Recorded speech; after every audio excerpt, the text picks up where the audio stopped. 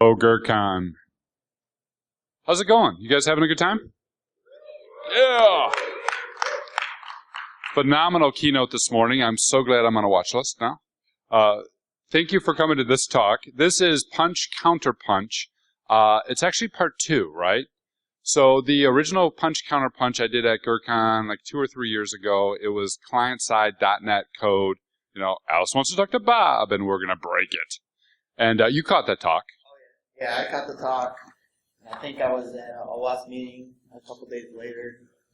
After I watched it, I pretty much went and I made a tinfoil hat, sat in the corner for a little while. And it was pretty scary. Scaring developers since 2012.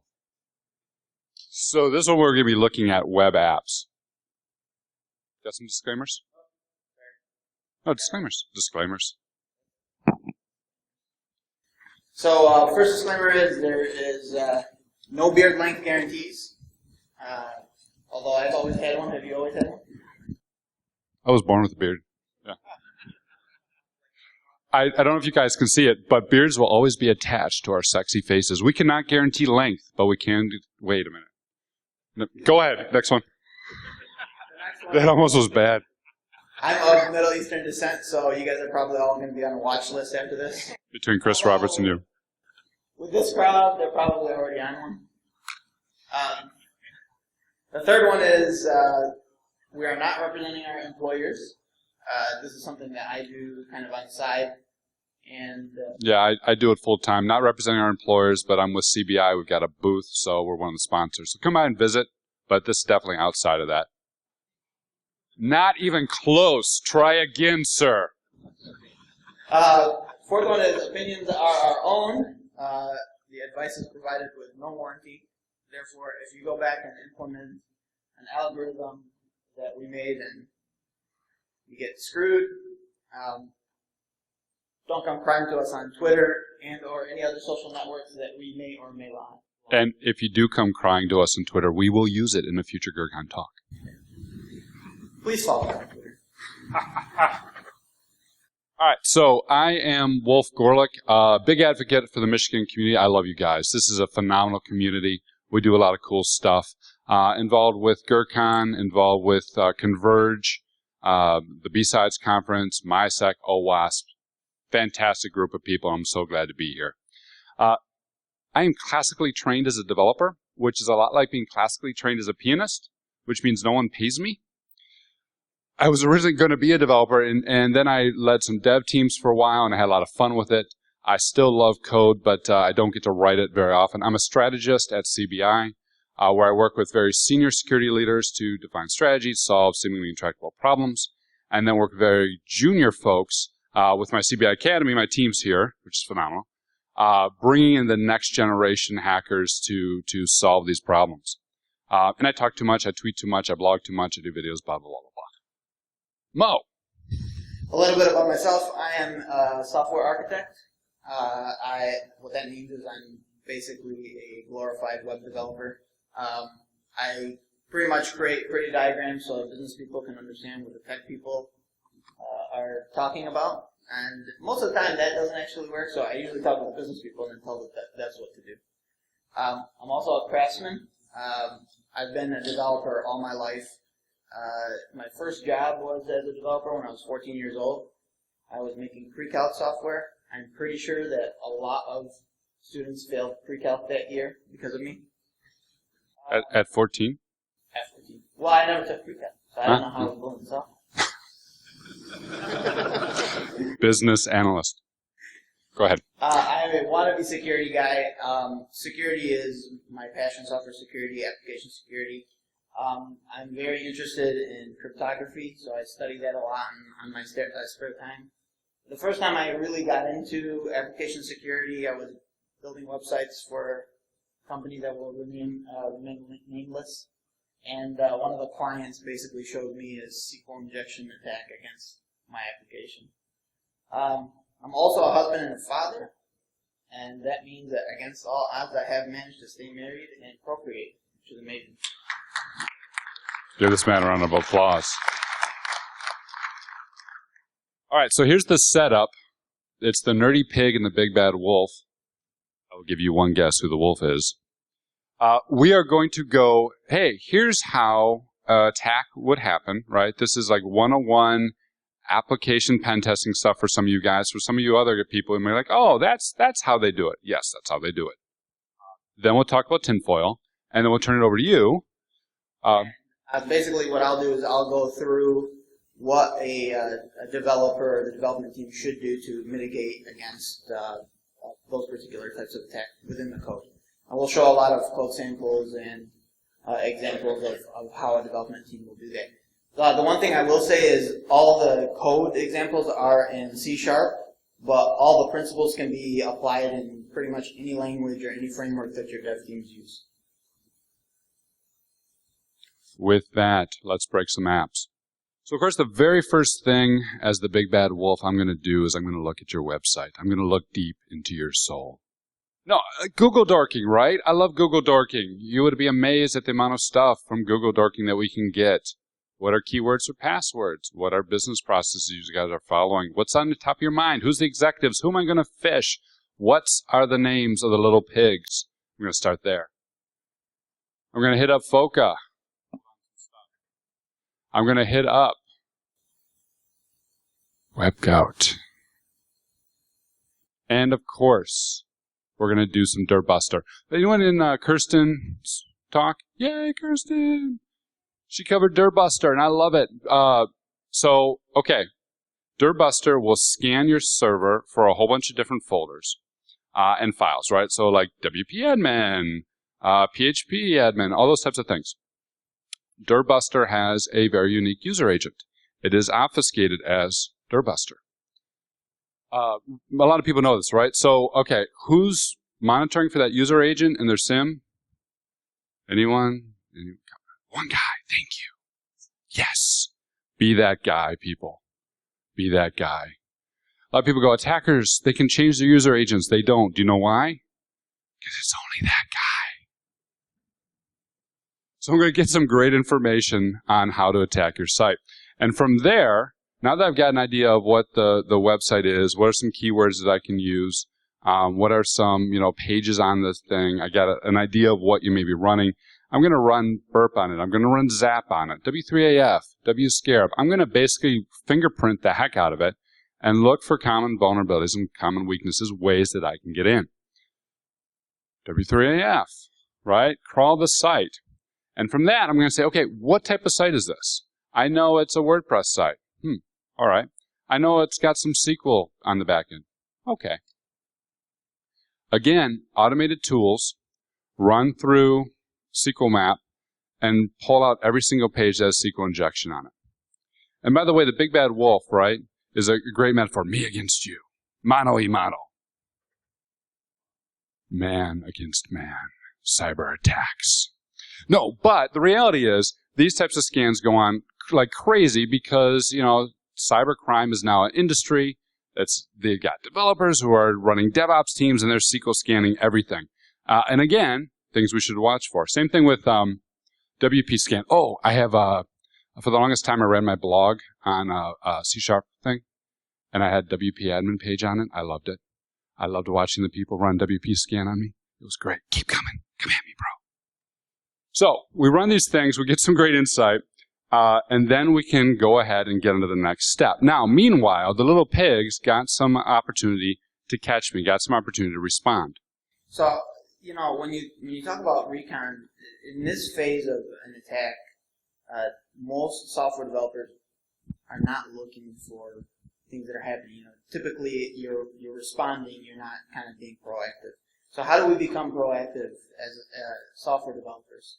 The first thing is you have to understand that security is a cross-cutting concern.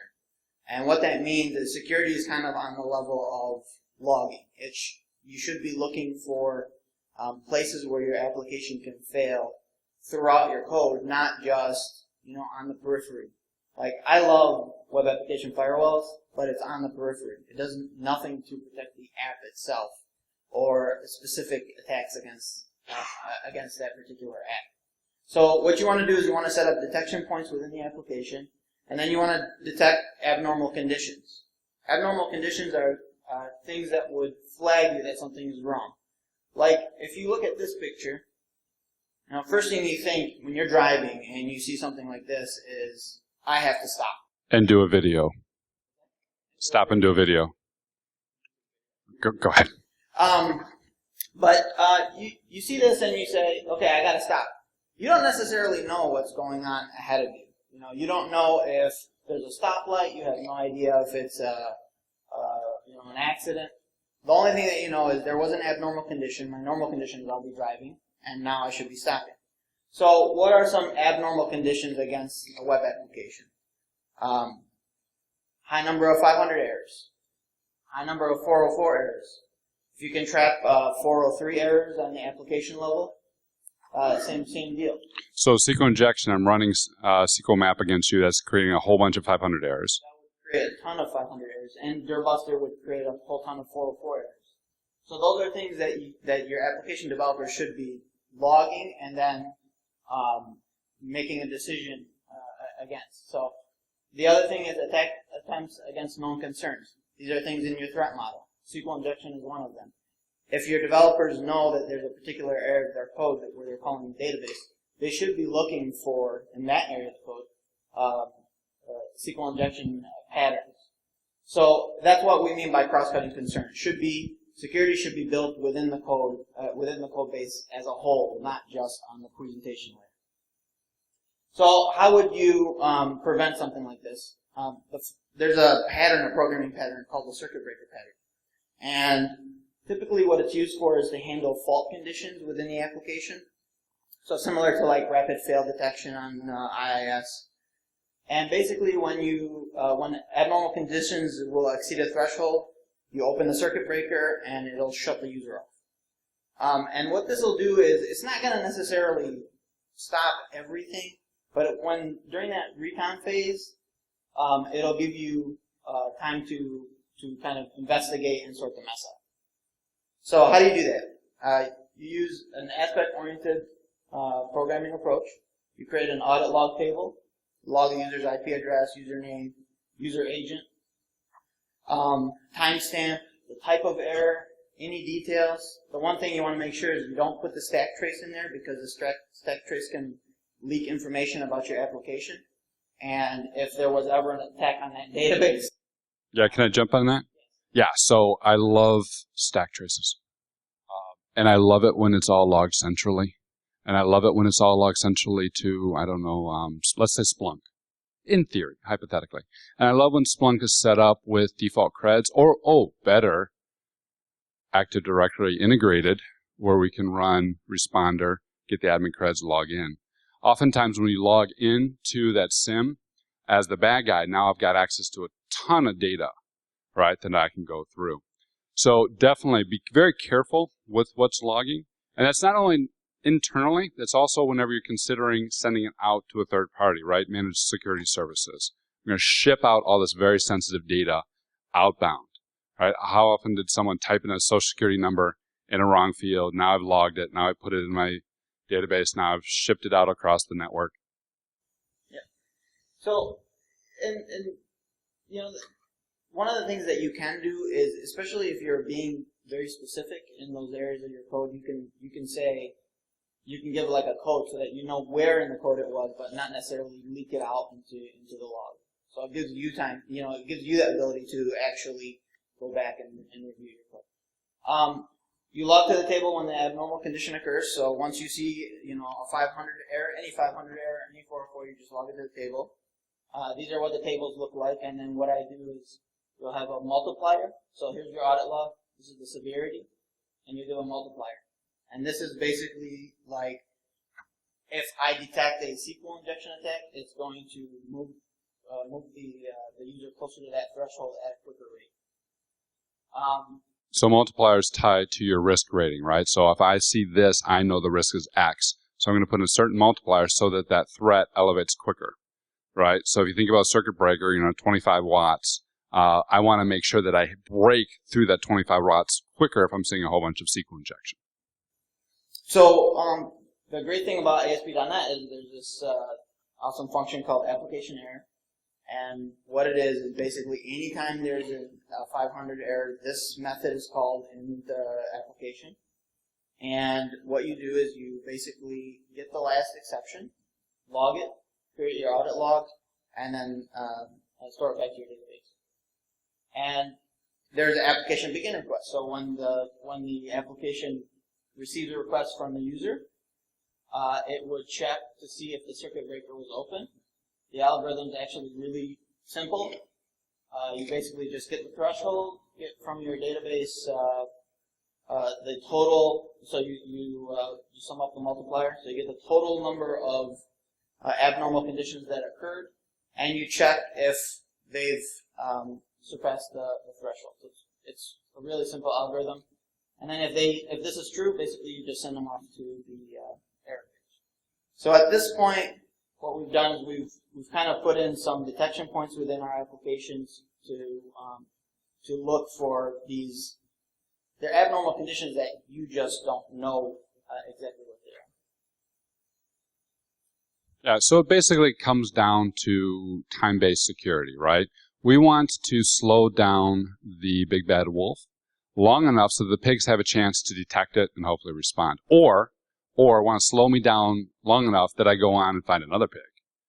All right? Time-based security here. All right. What is next? So from some recon, assuming that you don't get those things in just quick enough, I can get some cool details. I know that maybe you're running ASP.NET. It's an IIS site. We got some SQL going on. And then I can start poking it along with all the normal attack tools, right? I can throw in burp, and I can start looking for SQL injection. I love SQL injection. Actually, I really love SQL injection. My daughter, I'm so proud of her. She's now 15, but she did her first CTF at 10. Is anyone here playing the CTFs? Getting a hack on some stuff? Oh, come on, play the CTFs. Yes, thank you.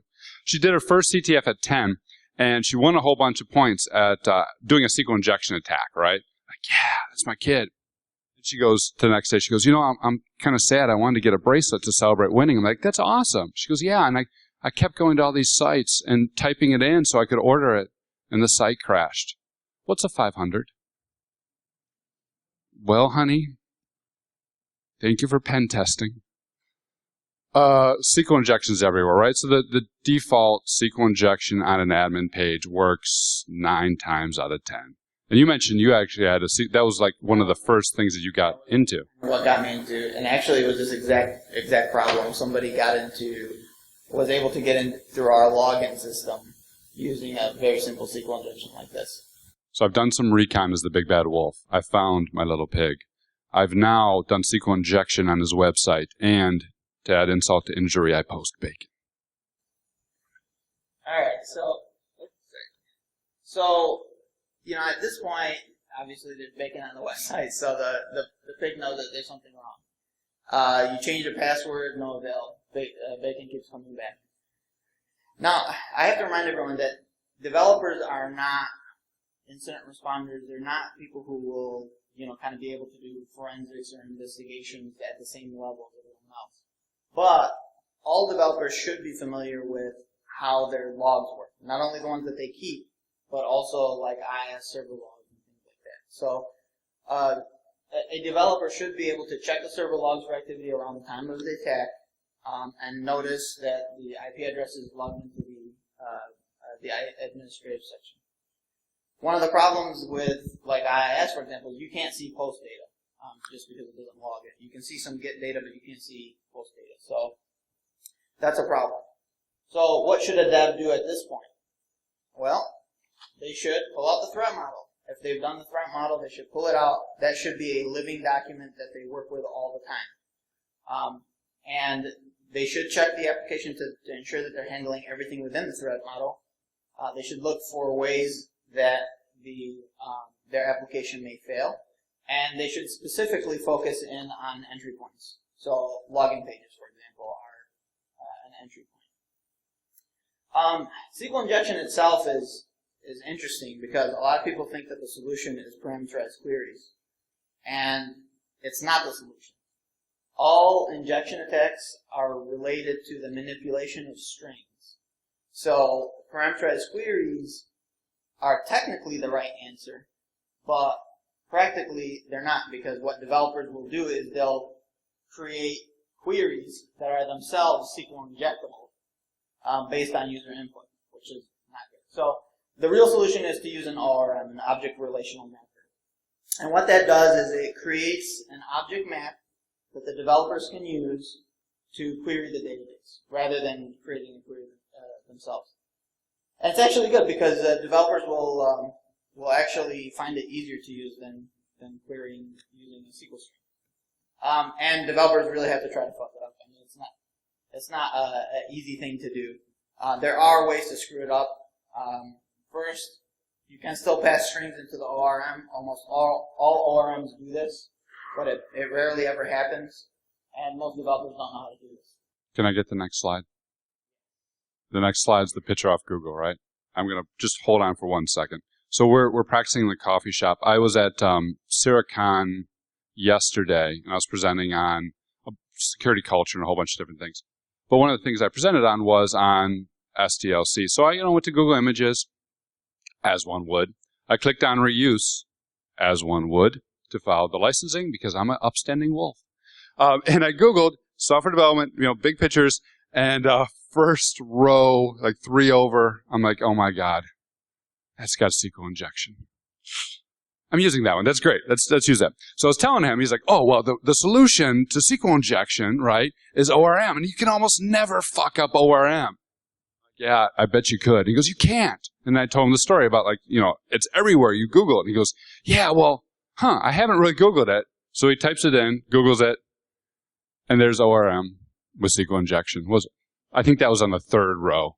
Yeah, it was at the 3rd row, the last picture over. It's this is called HQL, which stands for Hibernate Query Language. But as you can see, they're actually creating the query based on user input. So it's likely in a situation like this that you will still have ORM injection. That's the new thing now. But yeah, it is possible. It's just you're not supposed to do it this way. You're supposed to do it this way. What you do is, it's really easy in .NET. You basically just drag and drop your table onto this designer, and then you use a link, language integrated query.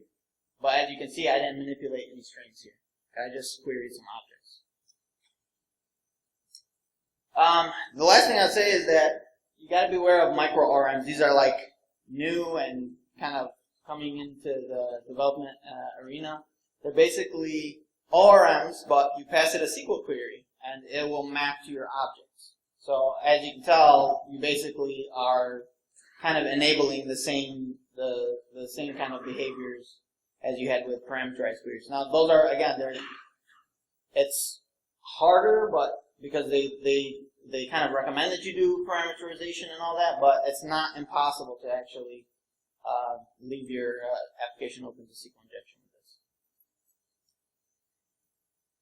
So now the little pig is trying to figure out how I've got SQL injection as a login form. He goes ahead and he finds it and he fixes it. Which again, as a pen tester, is one of my favorite things. Hello, client. I found these 3 things. Client goes, great. I will fix these 3 things. I say, fantastic. I'll be back in 6 months. 6 months goes by. I say, hey, I found 3 things. We fixed the 3 things. No, these are 3 new things. Right? Because every time you give someone a list of patches and they apply just those patches but don't keep up on patches, the problems reoccur. Every time we say, hey, this login page is bad, and the developers go, ha, I will fix the login page and satisfy the security gods. We get in again. I liked your point about whenever there's a vulnerability found, it is a triggering event for a full code review. Right? Whenever there's a vulnerability found, it's a triggering event to look at the overall system. And whenever we have vulnerabilities, we should still go through the exercise to say, what is the underlying conditions in our security program that allow these vulnerabilities to exist? So we don't fix those underlying conditions. It's just a matter of the next test finding the next page that's vulnerable. Yeah, absolutely. And one of the we made this point earlier is that everybody needs to forget about SDLC. There is no life cycle. It's just a process. Because software never dies, and a lot of times you're dealing with these old legacy systems. So the development teams need to be able to go back to even old systems, review code, make changes, and ensure that they're following security practices. Perfect. So now, as we're doing SQL injection, we're still poking around. The login form no longer works. but we're creating errors, right? And whenever there's errors, that gives us an opportunity to get some insight, especially if there's, SQL 500 or HTTP 500 or other pages that are giving us some valuable data back. I had someone argue with me that, that's security through obscurity if you disable those. I'll take security through obscurity if it beats the bad guys. Because you'd be amazed at the stuff you can get out of HTTP 500 error. This tweet came out, and I love this tweet. This guy's like, hey, this is why you don't print your stack traces. It might contain your creds. This is a real-world 500 from MD5 Cracker. I wonder what that page does. Second line down, there are the credentials to connect to the SQL database. That is phenomenal. The big bad wolf is happy. So we're going to poke at these 500s, and we're going to get a sense of how the code works. We're going to poke at these 500s, and we're going to get some errors back in the page. We're going to get a sense of the structure of the database. That, combined with Cool and some other tools I mentioned that allow us to understand what the business logic is of this application, will give us enough intel to create a mental model of what it looks like. So when we're doing SQL injection, it's not blind, right? We can be very targeted. Using that, we'll map the database, and we'll dump the user tables through some hashes. This is another one I love when I talk to developers. Developer goes, my passwords are safe. They're hashed. And I'm sorry, they're encrypted. Right, they're encrypted with MD5. No, they're encrypted. That's fantastic. Look, no one can even figure out what this is. Show off. A lot of times, obviously, if you're in the biz, you can take a look at something and very quickly go, oh, that's a SHA-1 hash. Even if you're not, it's a 2-second thing to run something against hash ID, right? And it tells you, oh, this is SHA-1. It's probably in a SQL database. So I dump, as the big bad wolf, that hash from the creds.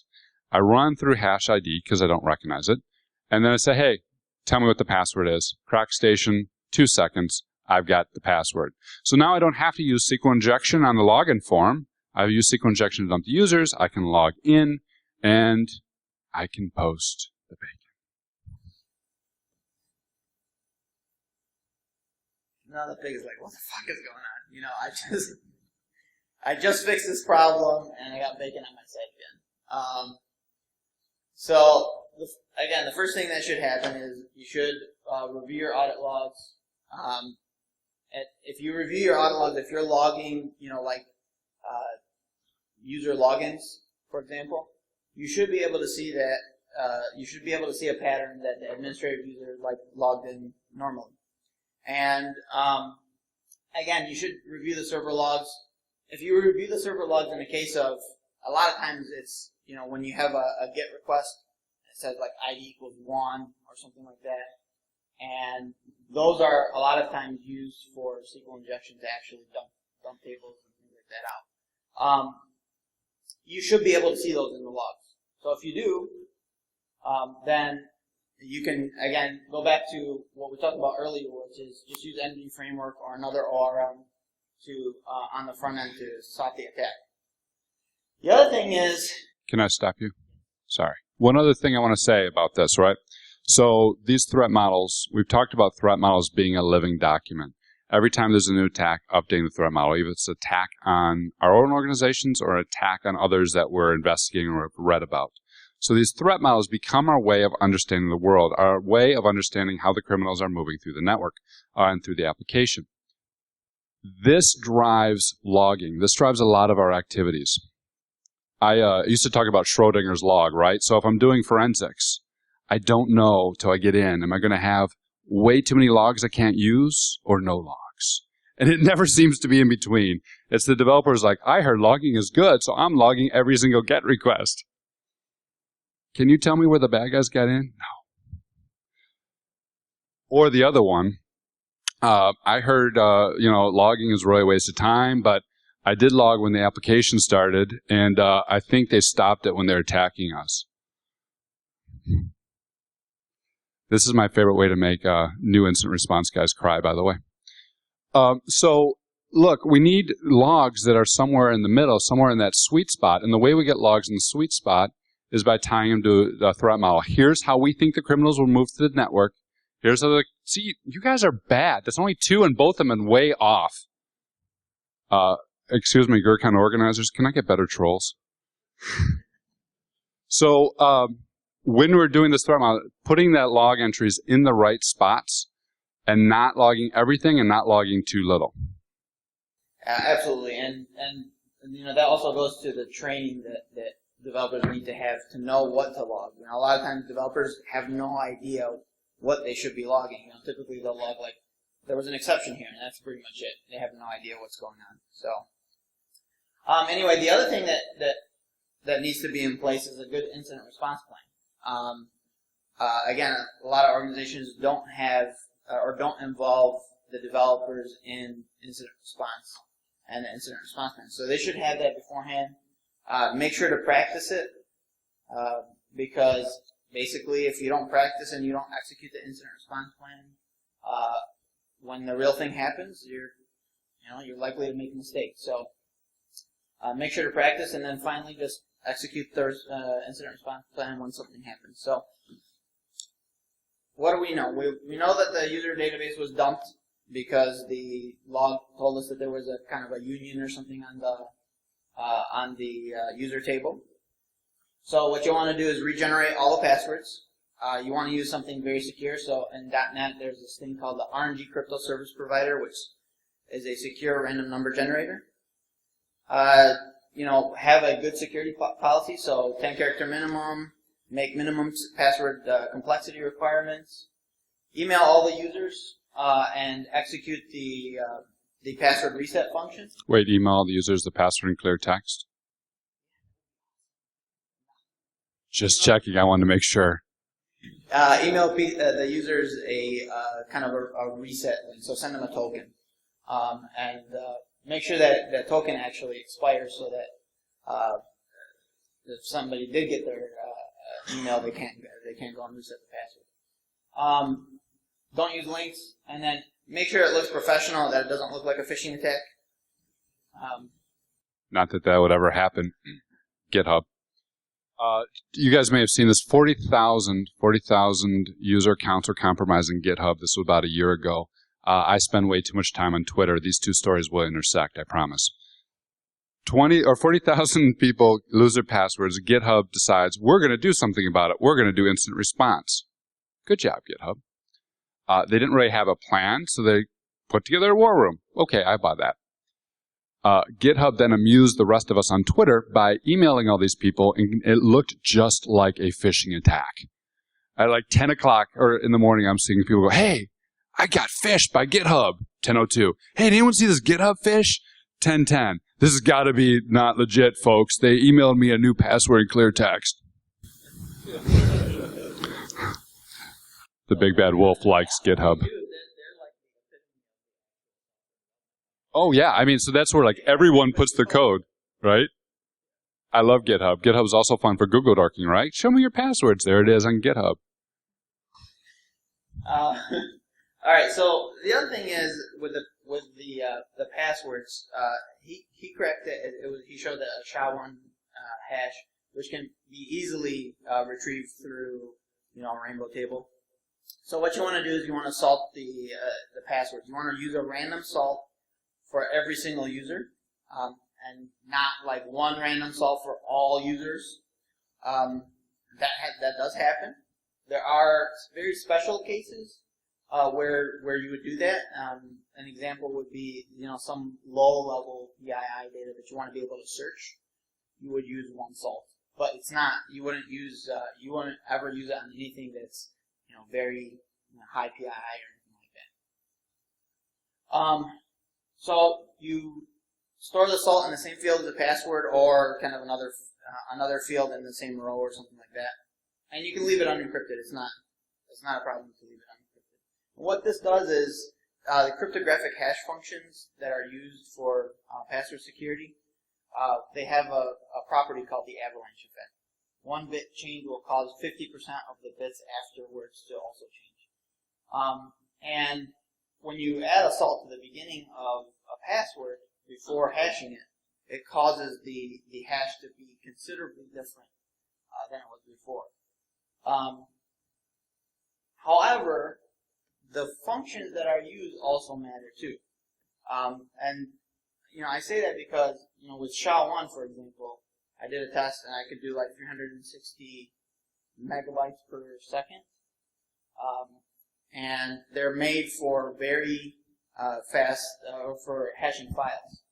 So what you want to do is you want to use a very slow algorithm, something like decrypt or scrypt or PBKDF2. I prefer bcrypt just because it's so old. Old is usually better in cryptography. Oh, can we pause? Old is better in cryptography. So, crypto, wine, hackers, all get better with age. Go ahead. Just want to put that out there.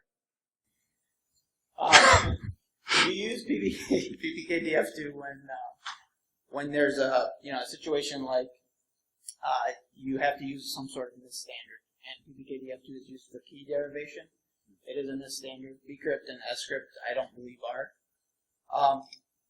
You install a bcrypt NuGet package, and then you increase the work factor as computers get faster. What this does is it makes it very hard to generate a rainbow table based on a particular account or a particular salt. So hard because we got different salts for each one. So you can't just create a rainbow table based on one salt. Hard because we got a work factor of a older crypto algorithm that will run longer. So again, it's time-based security, right? We're just trying to slow down the wolf as much as possible. Right, and also notice that, or I should also mention that this doesn't affect the user at all because it's slower, but to the user they don't really see anything. It's in milliseconds. All right, so forget SQL injection. Tired of it anyways. As you log in, right, a lot of times the way we pass session state around is by cookies. We all know that. I'm sure most of you guys saw FireSheep, which was phenomenal, which was the attack that would go out, look for traffic, sniff the wire for people logging to Facebook, grab their cookies, and you could log in and impersonate them, which actually wasn't that fun. Who wants to be someone else on Facebook? They'll start messaging you. All right, but so cookies, right? Our roles are in cookies. Our password or our IDs are in cookies. Lots of things are in cookies that, when you get at them, can be modified. You can throw it through OWASP's app as a proxy, modify on the fly that way, modify the response back. FireSheep was named after FIREBUG, which is one of my favorite ways to do it. You just throw it into Firefox and modify it on the fly. So playing with cookies, the big bad wolf can change his ID to an admin ID, get in, and still post bacon. You're up. All right. So things like cookie manipulation are really difficult for developers to kind of investigate after the fact. And the main reason is you're not logging cookie data. I mean, you're not like logging every cookie that's submitted to your website. But developers need to know that cookies are just user-submitted data like anything else. So what you want to do to investigate something like this is you look for admin actions not done by an admin user, right? So if they're logging admin actions, then they should recognize that there was a wolf that was posting bacon to the site. So this, again, should initiate a code review. One of the thing that you want to do is encrypt your cookies. But crypto is not enough. You have to use the correct algorithm. So your developers need to work with the security team to understand what's the right algorithm to use for the company, what's the right mode to use the algorithm in, how do you generate your keys, where do you store your keys. Those are all things that security professionals should be talking with the developers about and should be standardized. You don't want to use ECB mode, for example. ECB mode stands for Electronic Code Book. That leaks a lot of information about the cookie. You want to use something like GCM mode. GCM mode provides security and integrity. So if the cookie was tampered with, you'd be able to detect that. GCM is not in the .NET framework, so in some frameworks you won't have it. And it does exist in a library called Bouncy Castle, which is available for both Java and .NET. But if there's a problem with installing that library at the company and you have to use CBC mode, use CBC mode with an HMAC. So do an HMAC over the entire cookie and then store them together. And when you receive it back, first check if there was any tampering. HMAC stands for hash-based MAC. So basically, what that is you're going to have two keys, one your encryption key and one for your HMAC, and the HMAC will provide a signature over the cookie. Okay, so what things do you keep in the cookie? Username, roles, IP address, and you should be checking the IP address before authorizing the user to perform an action. The only problem is sometimes legitimate uses of proxies are problematic for IPs. So if the user logged in with one IP, but then he's accessing pages with another IP, they could be problematic. And any other identifying data you want to keep in your cookie, and you just want to keep it encrypted. And if you do have it encrypted, then the wolf won't be able to manipulate the cookie to get into the edge. So the username part is fun. Because when we're talking about EBC, this gets to like known plain text attacks, right? So the Enigma Machine, right? You guys see that movie? It was a great movie. How they defeat the Enigma Machine, they knew the first lines that were going to be said, and they were able to reverse it. It's the same basic concept with some of these weaker implementations, which is interesting because that's like the default with .NET, but it is what it is. So if you got that known plain text, you have the ability to kind of start reversing it out. It's a lot of effort, though, so a lot of times people won't spend that effort, but it is there. So I like that HMAC version. So even if they can reverse it out, they can't modify it using FIREBUG or a proxy. So I'm up for a different attack then. Redirects. So all right, so I'm poking around the site. I'm changing my cookies. He's now fixed it, and he's implemented the circuit breaker pattern, which if it happens too often, in this particular way of doing a circuit breaker, if the cookie changes like 1 or 2 times, right, you're not going to change very often, almost immediately. Right, so it'll immediately redirect me to the login page. So as the wolf is poking around, I notice that no longer works, so I can't change my cookie. I get redirected to the login page. I look at the URL of the login page, littlepig.com/loginasp ? Back to the page I was on. That's nice. That's very handy. I like that. I can take that redirect page now, right? It's just like with Google, right? You take Google and you take Google and it's got the link. And, I could do a phishing attack. Or I could inject something in the login page. I could take that login page and redirect it to my own login page so that they log in twice. Or they log in and sends it back to a site to me. Lots of fun there.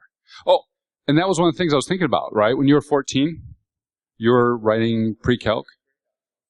You were such a good kid. DOS, right? Autoexec.bat. Now I'm really aging myself. But like I was saying, like crypto, hackers. Never mind. DOS, autoexec.bat, Windows 3.11, Network 3.12. Here's how the logins used to work. The computer would boot, autoexec would run, it would call login.exe. Login.exe was a DOS-based app that would log into network, capture your creds. Nice red screen, welcome to NetWare.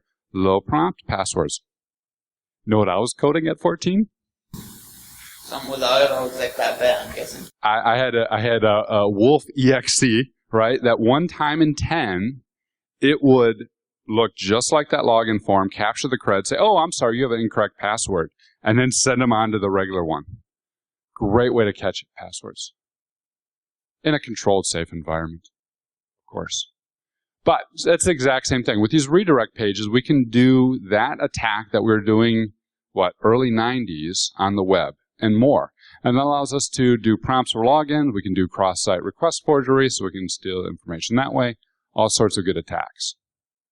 Which is important because there's more than one pig, right? If I've got a website and I know it's got these vulnerabilities, I only need to get one peg to get in. I only need to get one access point. The Verizon breach report, I loved it. If you send 10 phishing emails to 10 people in an organization, you have a 90% chance of getting in and breaching. I only need one pig. So, we'll send an email that looks like it's coming from his brother, from my friend Mo. Hey, please register. Here, click to log in. And thanks for the password to the database. Simple as that. So, the pig will receive an email, click on the link. It looks completely legitimate. He looks successful at first, but then he's redirected to the page that the attacker is controlling. To him, it just looked like something didn't take. And so he re-enters the username and password, and we got bacon. Yeah. So social engineering is one of these is one of these really, really difficult kind of attacks. And the reason is there is no technological solution. The only way that you can really fix social engineering attacks is to train the people who are using your applications. And at this point, I mean, the pig basically, he screwed himself. So, how do you fix open redirects, though? So, open redirects are actually one of the simplest things to fix. First, you verify that the redirect is on the same domain that you're on. You verify that the redirect is a relative URL. Or you check the redirect against the whitelist if you do allow it to go to other domains. Or you use magic. And what I mean by use magic is .NET Framework has this awesome thing that checks if it's a local URL. Developers don't even have to do anything. Basically, when they're about to do a redirect, they just send it to this function, check it. If it's legit, redirect to it. Otherwise, take them to the home page.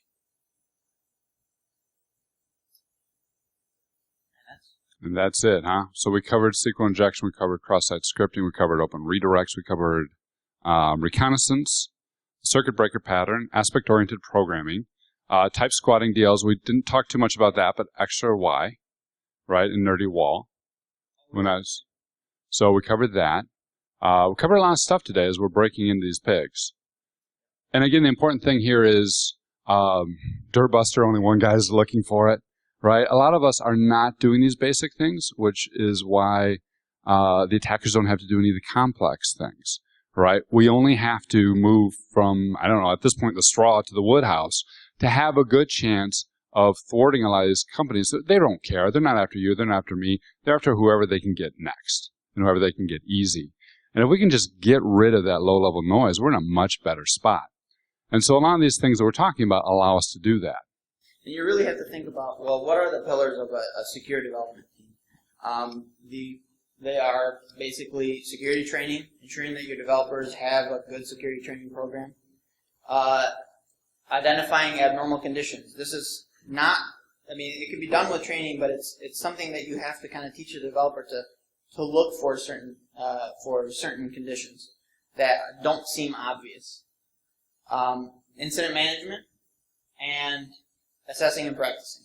So these are, to me, the four fundamental things in having a security development team. What you have to remember is that there is a difference in thinking between developers and security professionals. As a developer, I take business requirements and I turn them into cool stuff. I think about abstractions, mainly because I'm lazy. I don't like to write too much code.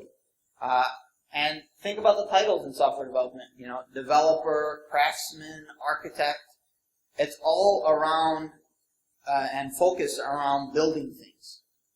Whereas the cool stuff is how it breaks down, right? So developers are thinking about abstractions, but 9 times out of 10, if you think about the last really cool hack you saw, right, that you read about, maybe you see it here at GrrCON, it's usually something that we thought the abstraction was this, but the implementation was really that.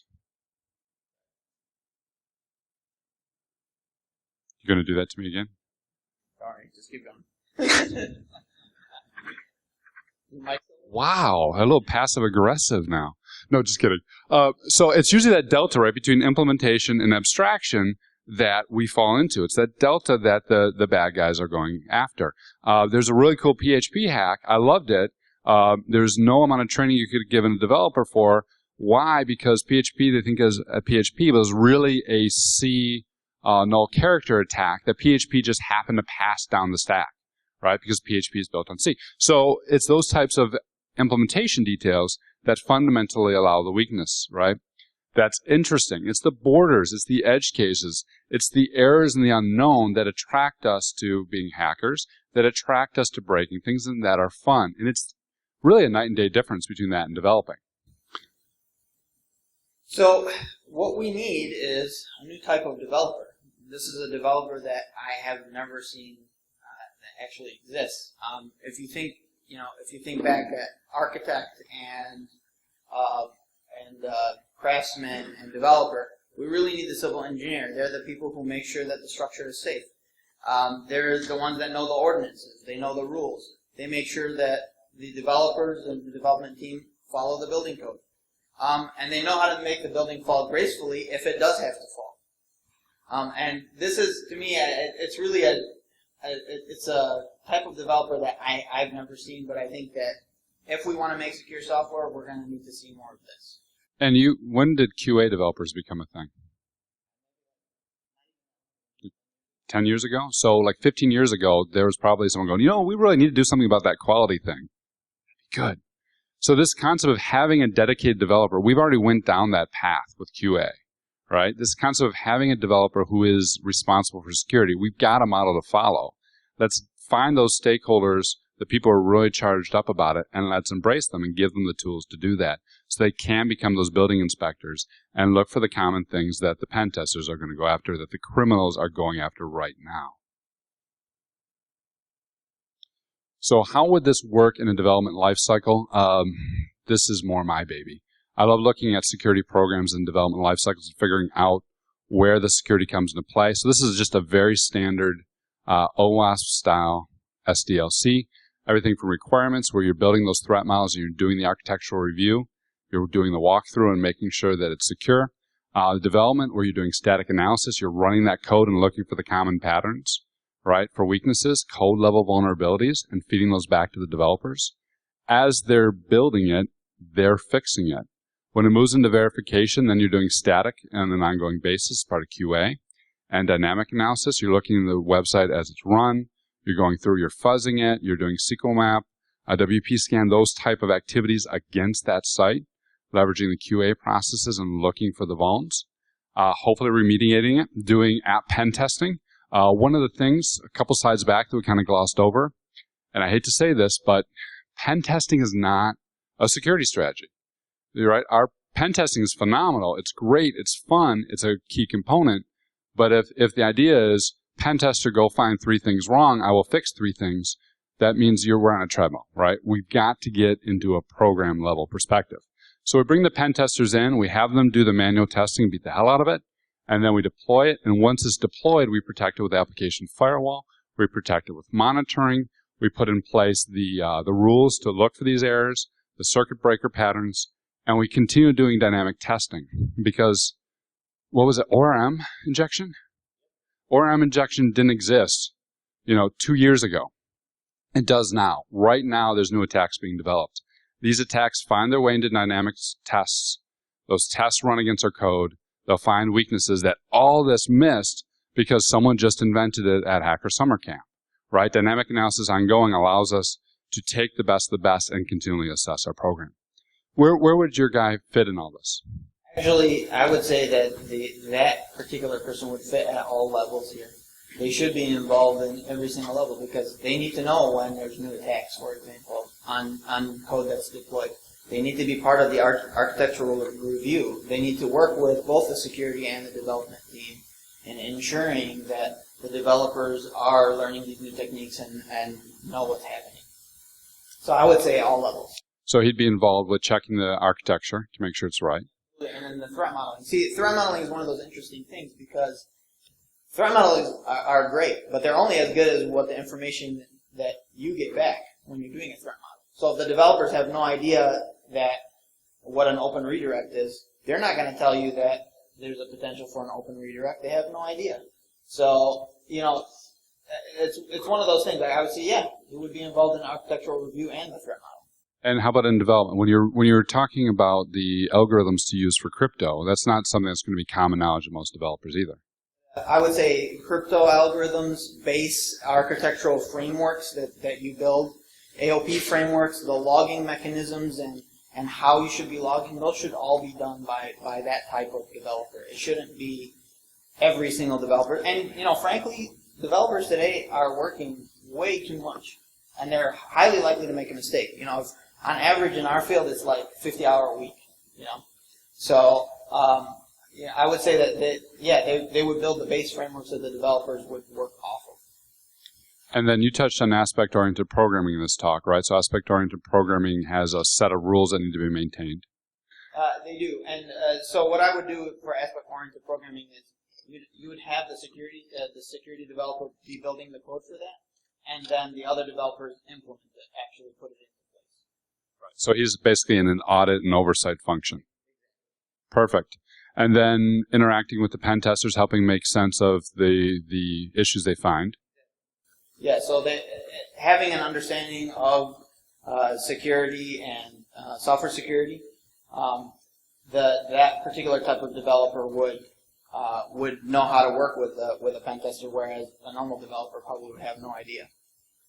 And then finally, when LifeCycle runs to life support, when they're in the monitoring, every single time there's a breach or something, getting them back engaged to review the threat mouse, to update it, to do another code review, to make sure that they're capturing that knowledge of that attack and fixing across the board. Sweet. So that's what we've got. Any questions? Yes, sir. So when you're in the verification stage, what if you're dealing with a third-party application? So you weren't involved in the development process. You don't know what if they're using SASL or anything. Yep. How do you hold that party accountable? When you're in the verification phase and you're doing testing, how do you hold a third party accountable? You hold them accountable 6 steps ahead of that. In the contract phase, where you have a contract language that says, thou shalt produce quality code. Quality code is defined by minimal amount of defects. Our defect testing process looks like X. So it starts with vendor risk management. Yeah, sir, in the back. Back to SQL injection. A lot of times, it's not unusual for the .NET developers, the database developers, to be separate. So a .NET developer who's been doing .NET for 10 years, using the ADO.NET, and he's hey, I'm calling store procedure, and here's your list of parameters. Going down to the SQL side, they still might be using that SQL on all the parameters that you pass. You know, it's our SQL equals select star from blah, and later down it's execute SQL. So you also run into that scenario, a way to protect against that. How does your database development bind variables for how dynamic SQL and regular store procedures and all that actually work underneath the hood?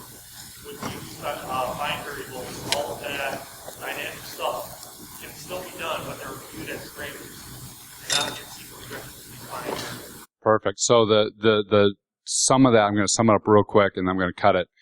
2 things: engage the database admins and developers along with the programmers. 1. And second thing is realize that not only when your pen test is the fault between abstraction and implementation, it's also the fault between person A's understanding and person silo B's understanding, right? Because what the database guy thinks and what the programmer thinks, the difference between those is where a lot of vulnerabilities will lie. All right, thanks a lot. Our contact information is up here. Enjoy the rest of the conference. No one got me, really?